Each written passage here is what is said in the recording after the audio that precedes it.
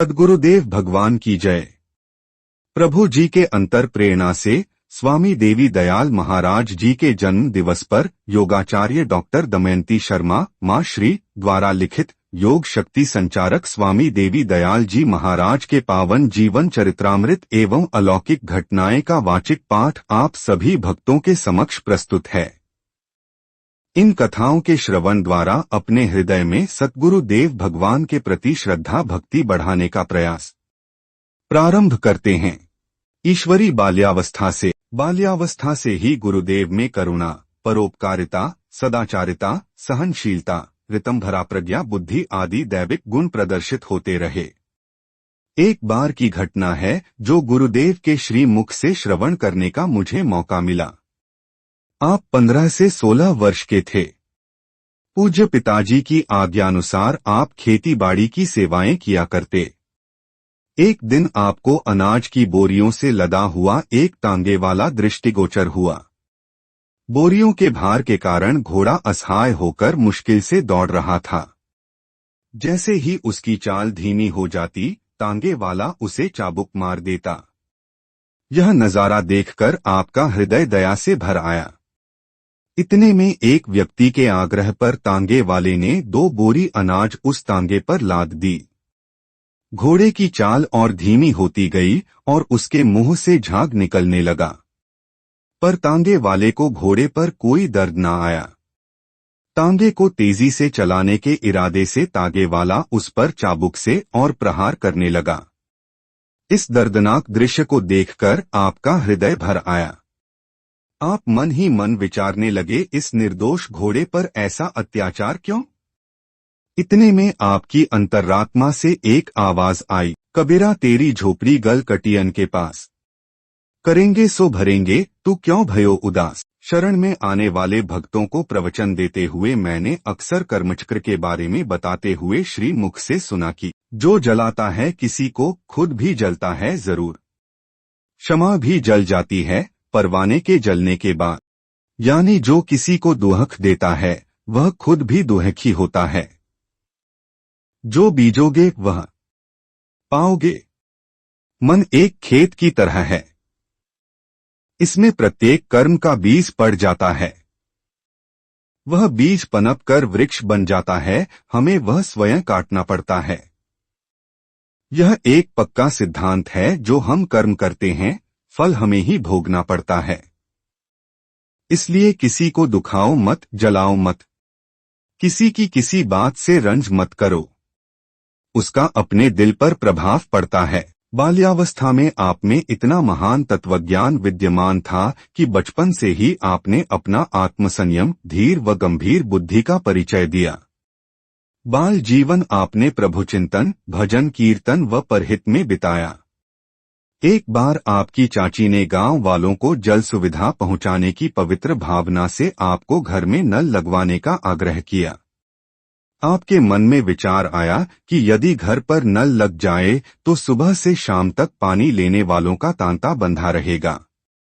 यदि किसी को भी पानी लेने से रोका जाए तो उसे कष्ट होगा।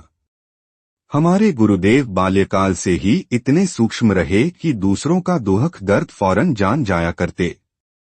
आपने गांव में ही एक कुआं खोदने की योजना बनाई और गांव की कीर्तन मंडली से जुड़े नौजवान भक्तों को लेकर कुआं खोद डाला, परंतु कुएं का पानी गंदला निकला। इसे साफ करने की आपने एक युक्ति निकाली। सभी गांव वालों से वर्मों के हत्थे मांग लिए। गांव में भगत के रूप में प्रसिद्धि के कारण सभी ने अपने अपने वर्मों के हत्थे आपको दे दिए। इन सभी को एक कमरे में बंद करके पूज्य माता जी की आज्ञा आशीर्वाद लेकर कुछ दिनों के लिए गांव से बाहर चले गए। हत्था न से मजबूर होकर सभी गांव वाले कुएं से पानी निकालने लगे। अंततः कुएं का गंदला पानी साफ हो गया और सभी आनंद से कुएं के मीठे शुद्ध जल का सेवन करने लगे। इतने में आप गांव लौट आए। गांव में आपकी अनुपस्थिति पर कुछ गांववासी आपके प्रति क्रोधातुर अवश्य हुए, परंतु आपकी शांत शीतल मुस्कुराहट भरे दिव्य स्वरूप के दर्शन कर सभी ने प्रेम से आपका आदर किया। आपने जब सत्संग भवन में गांव वालों को इस बात से अवगत कराया कि नलके में पशु की चमड़ी लगी होती है, जिससे नलके का जल अपवित्र होता है, स्वास्थ्य के लिए हानिकारक होता है एवं पूजा अर्चना की दृष्टि से भी अशुद्ध माना जाता है, गांव वाले ऐसी जानकारी से व आप में विद्यमान परहित भाव से आपके प्रति गदगद हो गए। अंततः आप पूरे गांववासियों के श्रद्धा के पात्र बने। सभी आपको महान संत के रूप में देखने लगे और पूरे गांव में भगत जी के नाम से आपकी प्रसिद्धि हुई।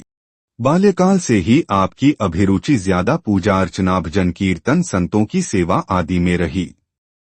आप घंटों प्रभु ध्यान में बैठा करते, भगवान के स्वरूपों व मूर्तियों में ऐसे खो जाते मानो जन्मों से आपका उनसे गहरा संबंध हो। शनय शनय आपकी भक्ति अधिक रंग लाने लगी। आप में विद्यमान प्रभु प्रेम के प्रभाव से आप जैसे हम उम्र बालक आपके साथ जुड़कर भक्तिरस का आनंद लेने लगे। धीरे धीरे गांव में अखंड कीर्तन का आयोजन होने लगा। पूरा गांव भक्ति के रंग से मानो ब्रिजधाम बन गया। प्रेम रंग में ग्रामवासी स्नान करने लगे। चारों ओर रूहानी वातावरण फैल गया। ऐसे वातावरण में ग्रामवासी दिन भर की थकावट से मुक्त हो में जुट जाया करते। आप में प्रभु के प्रति अगाध प्रेम देखकर आपकी दिशा सांसारिक कार्यों की ओर करने के उद्देश्य से आपके पूज्य पिताजी ने आपको मुनीमी विद्या पढ़ने भेजा।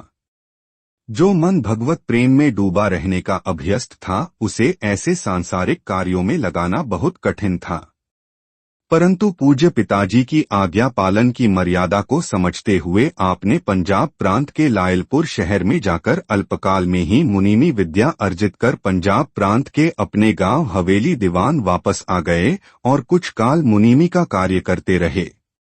इसके आपके पूज्य ने आपको पुलिस विभाग में भर्ती करना चाहा, पर आपको सांसारिक सभी कार्य बंधन रूप लगने लगे और आप दिन प्रतिदिन प्रभु भक्ति प्रभु दर्शन की ओर बढ़ते गए। भगवान हनुमान जी को आप अपना इष्ट मानते और उनके दिव्य गुणों से आकर्षित आपका मन उनके चिंतन में डूबा रहता।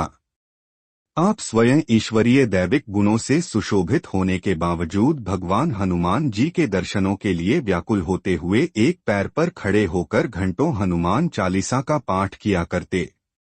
आपने अनेक बार 3 से 3 दिन तक रामचरितमानस का अखंड पाठ कर पूरे गांव में धार्मिक वातावरण बनाया।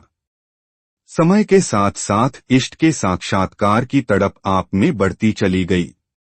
भगवत कृपा से आपको ऐसी प्रेरणा होने लगी कि पूर्ण सद्गुरु की प्राप्ति के बिना इष्ट भगवान का साक्षात्कार दुर्लभ है।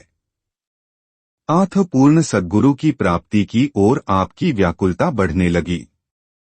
स्वयं ईश्वर का साक्षात अवतार होते हुए भी संसार को मर्यादा का पाठ पढ़ाने के उद्देश्य से आप संत महात्माओं के दर्शन एवं सत्संग के लिए घर से निकल जाया करते।